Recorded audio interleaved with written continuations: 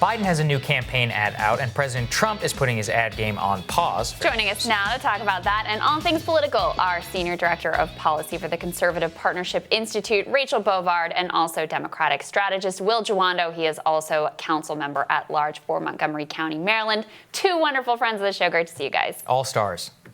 Good morning. Good to be here. Good to see you guys. So Joe Biden is up with a new ad that's touting his Scranton working class roots. Let's take a look at that ad, and then I'll get your reaction on the other side. Scranton is a long way from Wall Street. You won't find skyscrapers or big city bankers. Just hard-working people that make this country work. That's where Joe Biden's story starts. In working class neighborhoods where you could make a good living and pass on a better life to your kids. That's why Joe Biden went into public service to begin with, to make a difference for working families. Donald Trump, he ran for president for himself and for his friends on Wall Street. For Donald Trump, it's about those at the top. For Joe Biden, it's about the backbone of this nation, working families. This crisis has revealed that we must do more for workers and small businesses, not the wealthy. And Joe Biden is the one to do it. To build back better. I'm Joe Biden, and I approve this message. And Rachel, my understanding is this is on the air in the Midwest. What do you think of it? So I think it's a good ad. Joe Biden has effectively played the millionaire working class senator for a long time, because to be clear, he is a millionaire. But I do think he has a compelling story. But I guess my larger question is this still Joe Biden? Because this is the Joe Biden that was. The Joe Biden that is the person that we saw earlier this week at a Q&A could barely kind of keep it together. He seemed tired. He was meandering. He could barely handle softball questions. And so my question is that still the Joe Biden, or are we dealing with Joe Biden, the Trojan horse, for the corporatist Obama class that's just going to come in and staff his White House? Right. See, I think that's so interesting. And I wish I could hear that from the Trump campaign, Rachel, because I almost cringed a little bit when you said Trojan horse, because I'm so used to them saying, I know, I was worried you were going to be like, Trojan horse for the radical left and Ilhan Omar. I'm like, no, those are not the people you need to worry about, damn it. Will, I mean, I want you to weigh in here and kind of I think the ad is smart. I mean, it's basically building on top of his Buy American campaign. And even if it doesn't get built up on policy, the last area where Trump continues to have a lead largely in demographic is non-college educated whites in the Midwest, although that has continued to go down in polling. And this seems, along with some of his manufacturing policy, in order to be going after that demographic. What did you think? Well, I think so. I think, look, you knew the Scranton ad was coming. You can't talk about Joe Biden and not do it. And it's part of who he is. I mean, he's been in public service for a long time. I would say, he's maybe 100,000-aire. I mean, he's never been super wealthy. He's had some serious financial troubles throughout his career. And so it's true to who he is. And I think it's very important because I don't quote Ronald Reagan often, but are you better off than you were 4 years ago?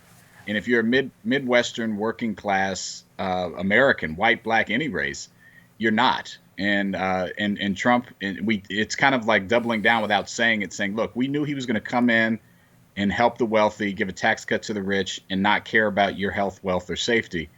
And I think it shows that without saying it directly. And so I think that they are making a play, pretty compelling play for that Midwestern vote. And if you look at Michigan, 9 to 12 points, depending on the poll lead for Biden, I think that's a really significant edge that they want to exploit and make sure that holds throughout the election. Yeah, and basically like tie ball game or maybe even a Biden edge in Ohio, a state that Democrats really don't need to win, a state that, just a few years ago, people were kind of saying, that's trending red. That's kind of out of our wheelhouse at this point. And I think Rachel makes some points. Like we've talked here about Biden's record on trade, NAFTA, of course, which he still stands by, on TPP, of course, which he's floated may, come back into play under a Biden administration. He was called the senator from MBNA because of his close ties to the credit card industry. You can ask Elizabeth Warren about where he was on bankruptcy reform. Like those are all legitimate critiques. Will, we don't hear those critiques from the Trump campaign. From them, we hear this ridiculous, like, he's a leftist, Marxist, radical, blah, blah, blah.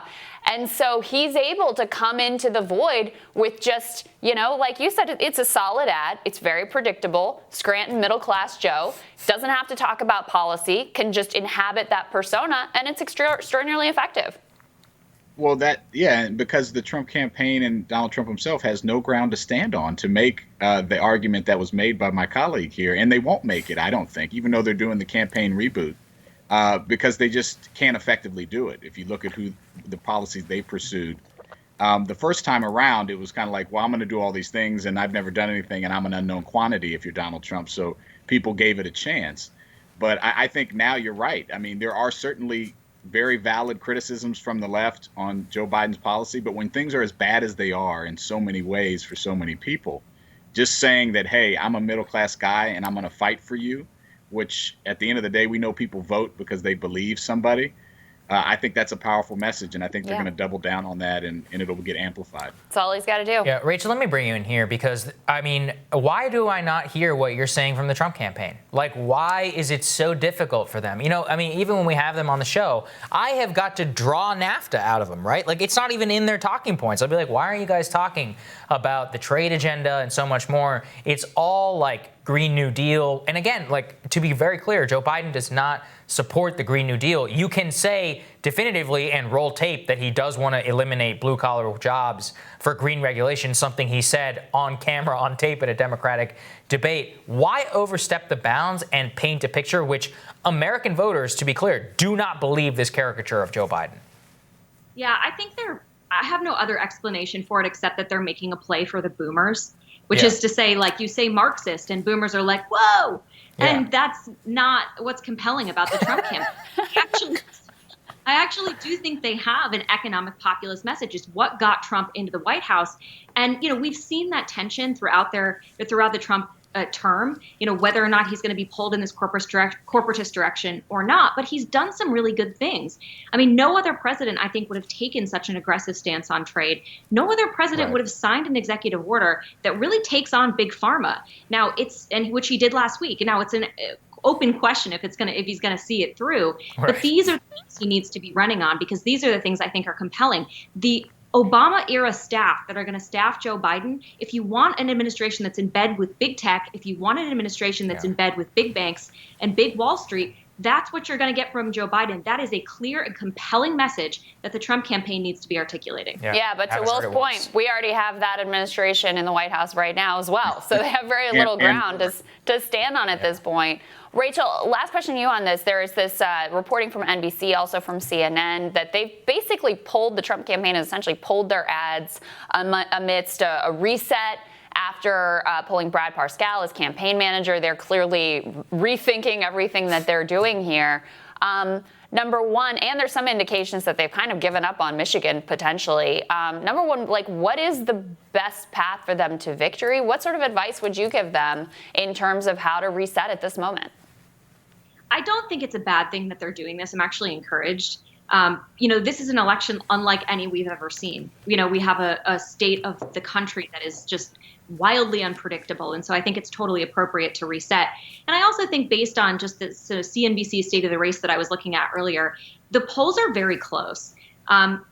Trump is behind Biden in a lot of states, but he's not that far behind. So I think it's an appropriate time to pull back and say, what do we need to do? They shouldn't be giving up on Michigan. They shouldn't be giving up on these working class states. This is the time for Trump to double down on the message that got him elected, which I know hasn't always been how he's been president, but I do think you have a couple of accomplishments that you need to be touting to these working class voters, and that's what I would advise them to be doing. Yeah, I think you're absolutely right on that. All right, we're going to take a quick break, and we're going to be back right after this.